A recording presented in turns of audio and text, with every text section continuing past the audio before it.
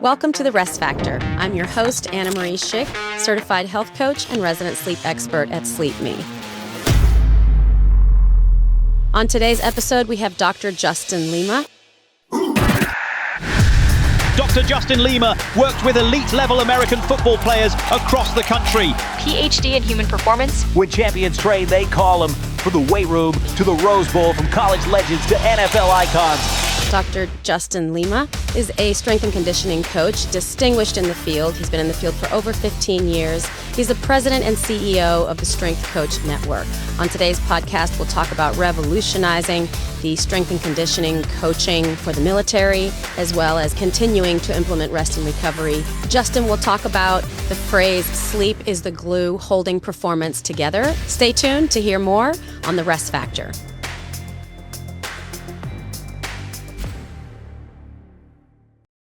Welcome to the Rest Factor. I'm your host, Anna Marie Schick. On today's podcast, we have Justin Lima, Dr. Justin Lima. Thank you for that introduction. Well, yeah, that's pretty cool, I guess. In a nutshell. Yeah, in a nutshell. I love strength and conditioning. It changed my life, so now I want to change other people's life. Awesome. That's awesome. I circle back to that phrase that I've heard you use before, and it just rings so true. You emphasize that sleep is the glue holding performance together. How does that phrase, that belief, shape your approach to athlete development? I mean, the analogy that I use with them too is, hey, if you're going to take a bath, doesn't matter all the water that keeps coming in. If you don't clog the drain, the water's not going to stay in the tub. And clogging the drain is your sleep and your recovery. It doesn't matter what we're doing in here. You're breaking down your body, but you're actually going to recover when you're away from me.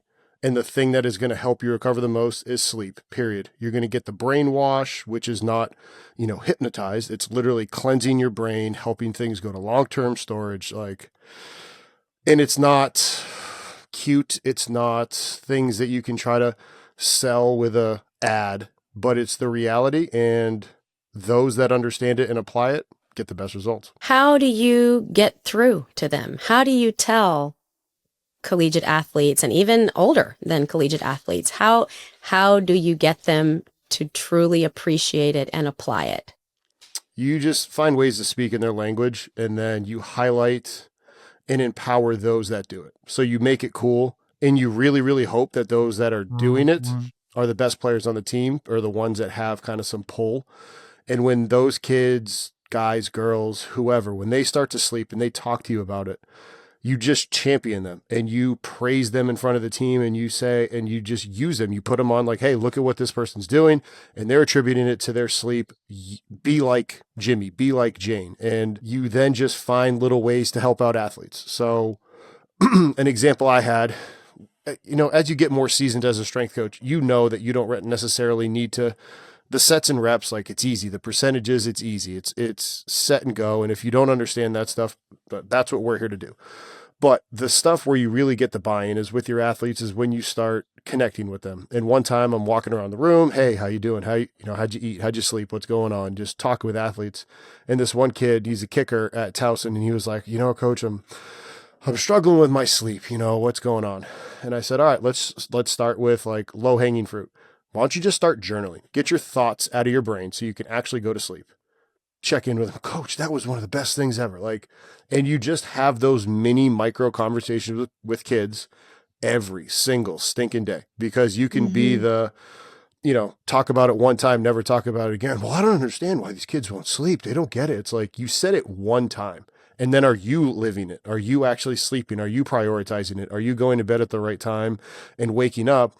Or are you do as I say, not as I do, and I'm going to stay up till 12 in the morning and wake up at 4 or whatever it is? No, you're low-level drunk without being actually drunk, because you're impaired, right, and you don't even realize it. So that's my long-winded answer. Have you seen the perception of rest and recovery evolve over the years? Yes, and the pendulum, I think, has swung a little too far now, right? Because it was never sleep, you're soft. Now it's I got to recover my HRV. It's listen, just like everything, only Sith Lords deal in extremes. And it's like, yes, you have to rest and recover, but what are you resting and recovering from? Because if you haven't done anything, like, then you don't, like, what are you really recovering from? Yes, the day-to-day of life, but if you're not actually putting out in, talking strictly athletes, if you're not having, your high CNS days being high days, sprinting, lifting, jumping, changing direction, playing your sport, whatever it is, and then recovering from it, yes, it's stress plus rest equals growth. Too much stress, not enough rest, overtraining. Not enough stress, over rest, undertrained. You got to do both. So the pendulum has swung, like I said, maybe it needed to swing too far, but now it's like, hey, let's rest and recover, but let's make sure we go do some hard stuff too. And then that's where the magic happens. I've yet to hear anyone address it that way. And it's fast. I've heard you talk about sleep and recovery for years. I mean, I think well before most other strength coaches were. What was it, something for you personally that kind of lit that light bulb for you, or how did that come about for you to say this, I'm going to focus on rest and recovery, sleep and recovery with my athletes? Shout out to Drew Wilson for this. So I work for Coach Drew Wilson down at University of Maryland, College Park with the football team from 2012 to 2013. And then we stayed in touch because as my time was ending at Iowa before I went to Towson, Drew helped me get the job because he knew Mike Chapman, who was the head guy at Towson. And so we stayed in touch, and I think he sent me Matthew Walker's Why We Sleep book. And like that kind of started it. And I think Drew also sent me a Joe Rogan podcast episode with maybe Walker on it, but somebody, and it was talking about sleep. And Drew, I remember vividly him saying, like, I don't beat them over the head with it, but I give them the venom dose. And this is when he was at Colorado at the time. He's like, just a little bit every single day, talking about the importance of sleep.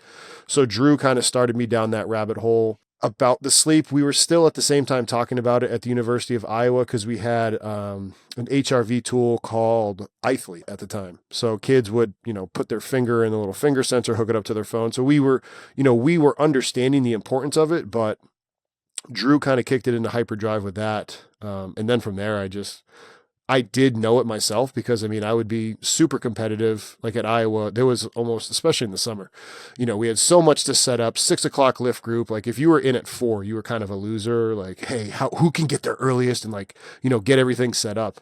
But with that being said, I still went to bed at 7:45, right? So I was like, I knew I needed my sleep to be able to perform the way that I did. So Drew put it into hyperdrive. I knew about it and knew how to measure it. And again, same thing being competitive. I had an iThlete and I'm like, I want a really good iThlete score. I want a high HRV. I want my resting heart rate low. And I know sleep's going to help me with that. So that's kind of my journey with it. In the certification world, because I've been ACE certified for 30 plus years. Yeah, I got certified when I was 2. Shout out to you for being able to read it too. Early reader. I don't ever remember anything addressing rest and recovery. Because there's not. And then probably health coach certification was COVID. I still don't remember sleep and recovery being addressed. Because I thought, well, maybe, when I started coming into, okay, let me focus on what we do when we're not training clients, or what our bodies do when we're not in training, when we're not bodybuilding. It turns out that the bodybuilding is happening when we're sleeping. Amen. And so when I changed my focus to that part of bodybuilding, that's when I started realizing none of these courses, even the continuing ed courses, how do you think that strength training and strength and conditioning courses are addressing these issues even now sufficiently? You're right, they're not. And there is a major gap in that. And like I said, it's probably because it's not that cool, flashy, sexy, promotional, whatever you want to talk about. And we have presentations inside Strength Coach Network talking about the importance of rest and recovery and so we talk about it as one of the tools and a very potent tool. But you're right, like on your CSCS or the CSCCA exam, to the best of my knowledge, when I took those exams, and it could be different now, I've walked with strength coaches during exam prep as part of being a Strength Coach Network member of like, hey, all right, you got your essentials text, let's go through it together. There's tons of stuff on making sure that strength coaches understand the macronutrients of nutrition, even though when you get hired, they'll tell you that you can't make certain nutritional recommendations, which that's a whole nother rabbit hole to go down. But the fact that you bring up a great point, like there is a massive gap in that.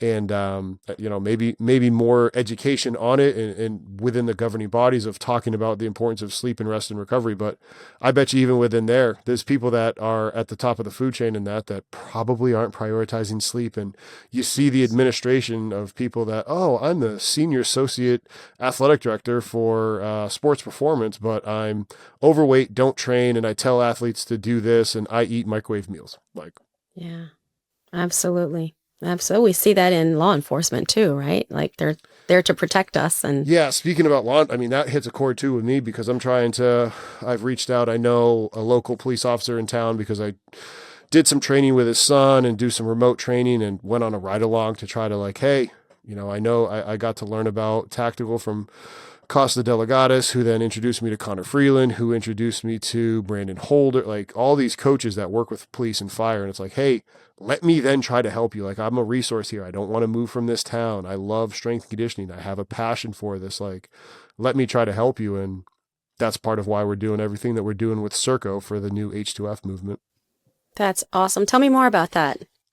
So Circo just won the contract. Anybody that's listening and you want to get into strength and conditioning, in my opinion, getting into the military, this is going to be your best bet to actually be appreciated as a professional. Because if you get into college, like everything that you're taught right now in college is you either work in college strength and conditioning or you work in professional, and chances are they're really only teaching you to work in basketball or American football.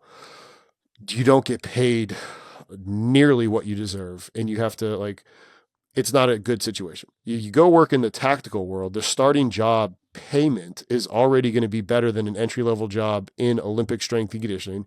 You're actually going to get healthcare, you're going to get dental, you'll get a retirement plan, and they'll even give you like a signing bonus at certain bases when you work there. But you're not employed, you're still a civilian. You're not employed working for the Army, the Navy, whatever branch you're working with. You're employed by a company, and in this case, the company Circo has won the contract bid to employ strength coaches at Army bases. And they have a bunch of jobs that are going to be created and added. And they got in contact with me through the CSCCA, and Coach Alan Johnson, I was in contact with him. He connected me to the folks at Circo, and we're going to be hosting at least one, but I think we'll host a series of them where coaches can learn, because they're so apprehensive about this. Like, I saw it at the CSCCA. Coaches are coming up to me, hey, Justin, I appreciate everything you're doing. I got this job. I'm nervous. I'm thinking, I said, the tactical thing, right? They're like, yeah, I'm nervous. I just walked them over to the folks at Circo. And it's like, I think they feel like they're going to be giving up on their dream, air quotes, of working in athletics. But I think that they're going to, just like anything else, realize that there's a new path that's actually a better path. So the way that it'll work is you get hired, you work at a base, and then you learn the nuances of each base, because it's not like, oh, I'm in the Army and now this is just what we do. Well, what I've learned in all my research is each base is different. Maybe they're more of an infantry battalion. They're a tank. They're jumping out of hell. And so you're going to then specialize your training based off that base. And then once you've done a good job there, they promote from within. They, like, even me, I wouldn't get a lead job because I haven't worked within the system. So that's the advantage of it. You get in, you have the upward mobility. It's just a great situation. So we're trying to raise awareness and tell coaches, like, hey, we're going to learn from some of the coaches that work in H2F through Circo. You can learn from the folks in the hiring department. Ask your questions so that way you can make the best informed decision. And, oh, hey, by the way, here are all these openings that are coming up.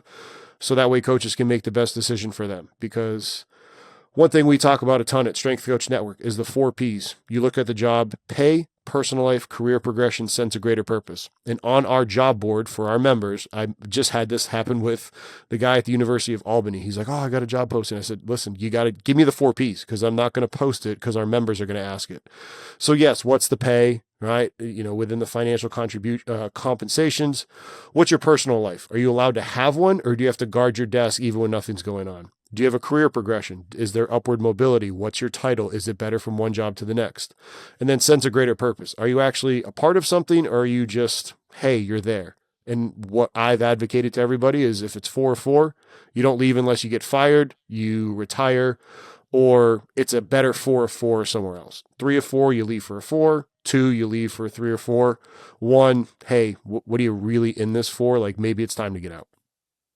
This is so innovative and fascinating to me, mainly because I know firsthand that a lot of the strength and conditioning coaches within the military forces are, for lack of a better term, can be antiquated, not on the cutting edge of what truly leads to elite performance. And I just think that the fact that you are part of this coalescence and this force to get into the armed forces and do their strength and conditioning, do it differently, do it better, do it the way that we know works, where that also includes rest and recovery, because we all know that these service members cannot be on what I've been told they call the A train. They just can't. They have to be ready at a moment's notice. They can't be taking sleep meds. They can't be under the influence, and they don't get a lot of time to sleep. And so being able to work with their sleep hygiene, with their sleep fitness within their training regimen, including rest and recovery as part of their training regimen, I think is fascinating. So putting a little pressure on you now that you'll have some say there to get that in there for them, because nobody deserves it and needs it more than our service members. Amen. Amen. Around the clock, and law enforcement in general. So caps off to you for that, and best of luck on that endeavor. I had no idea, so I'm glad I asked the question. Appreciate it. And yeah, like, I mean, train, it's just like reverse engineer it. Hey, something's going to come up. They have a workup, they have a training. Sure. Then now you have, like, if you reverse engineer it, if there's a game, if there's a marathon where you're going to go and do something really hard, cool. Let's reverse engineer that, but let's do it in the safest, best manner possible. So that way, like, we want these servicemen and women that are putting their lives on the line for us to come back home. Right. And so, like, understand when you're working at these battalions and you're working with whoever it is, the NCO or whoever you're communicating with, understanding, like, hey, maybe the dogma, air quotes, of we always used to do it, and this is how our men and women came back home. That is going to be different. And you have to work with them on, okay, these are the training things that we used to do. And, we got tougher and came back home.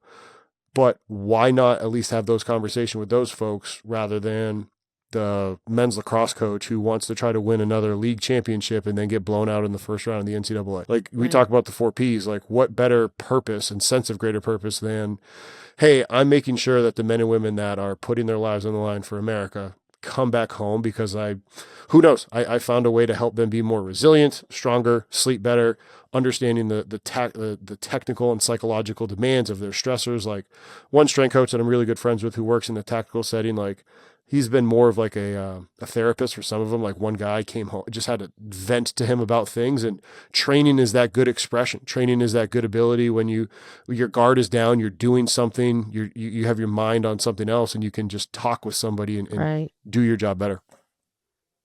Outstanding. I couldn't agree more. For aspiring strength coaches, what advice would you give them on integrating rest and recovery into their training protocol?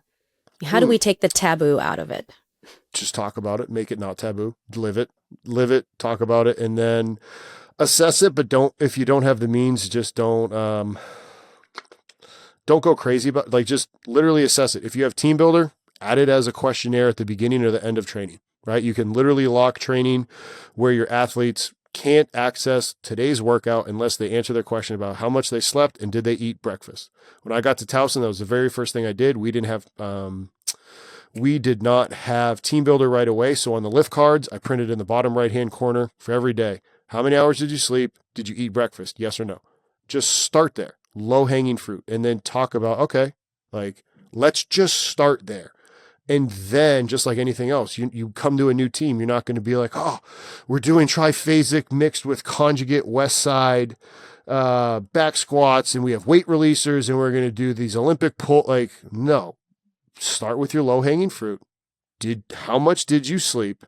Did you eat breakfast? And then from there, you start to track trends, and then you can start talking to them. And then like I said, you can advance the questions you ask on Team Builder. You can advance how you track it, and you can send, like, so that's what I would go about doing it. And then most of all, live it yourself.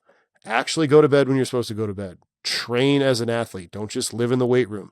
Go. I made a, hi buddy. Dad, I read the note. You did read the note. Good job.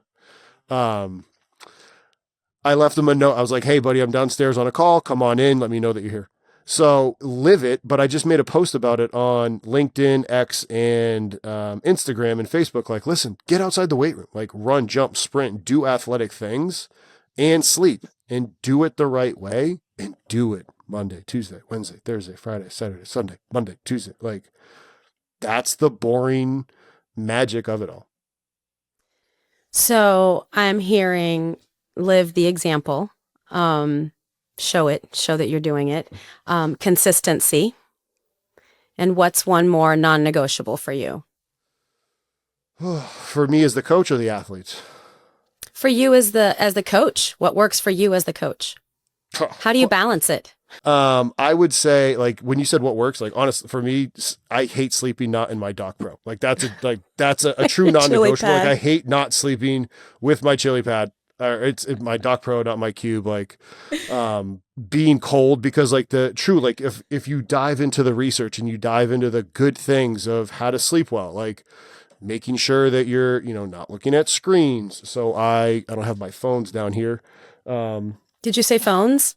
Plural. Yeah, I have a triple click on my phone to make it completely red. Not like the night shift. That's not dark enough. Literally, I think I can do it on my iPad right here. But like, if you look at all the things you need to do, you have, oh, there it is. Boom. So see how that's red? Okay, if I go 1, 2, 3, see how that's not red? So now, like, let's say I needed to do something on my phone. If you're having to do something, like, here's my Team Builder account in red. 1, 2, 3. Now, right? So I put it in that mode. Sleeping when it's cold. I love having the Doc Pro underneath, and like a white noise.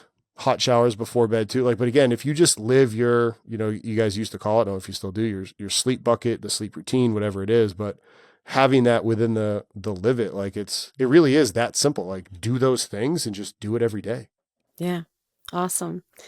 Well, Justin, I mean, where can people learn more about Justin Lima, about Strength and Conditioning Network, and what is it? The Cheeky Midweeky? Cheeky Midweeky is our podcast. Yes. So I bought. So the quick version about us. I bought the company in 2023. We started in 2015. I bought it from the founder, and he already had the podcast set up. And I was like, you know what? There's no competition for the name Cheeky Midweeky. Like, you type in the word cheeky, you're gonna find us. Right? We own that real estate. And I was like, you know what? There's no real reason to switch. So you can find the Cheeky Midweeky. We're on Apple, Spotify, YouTube, and then Strength Coach Network. If you can just find us at that website, strengthcoachnetwork.com. And for us, what we're doing is we are where strength coaches continue their education, period. They come, we have webinars from coaches that have to be working in the field. None of our coaches or presenters are allowed to talk unless they actually work with athletes and they get results. So we're able to help coaches continue their education, and we do so by providing CEU accredited courses. So that way, like, all right, some coaches don't have the money. Some coaches don't have the time. Some coaches don't have both, and they can't afford to financially or leave their team to go to the CSCCA or the NSCA events. Awesome. We got your back. You can sign up for a membership, take our courses. You get CEUs to both organizations, which helps out coaches that are dual certified. Right. And that's what we're doing. And we have a lot of things coming in 2025. Like, I have a textbook coming out. We have a sprint biomechanics course. We're going to be hosting force plate. Like, it's very exciting. Yeah, God is good. Very cool. Absolutely. Thank you so much for joining us today, Justin. I look forward to continuing to work with you, and best of luck. We will be in touch. Thanks for having me on. Absolutely.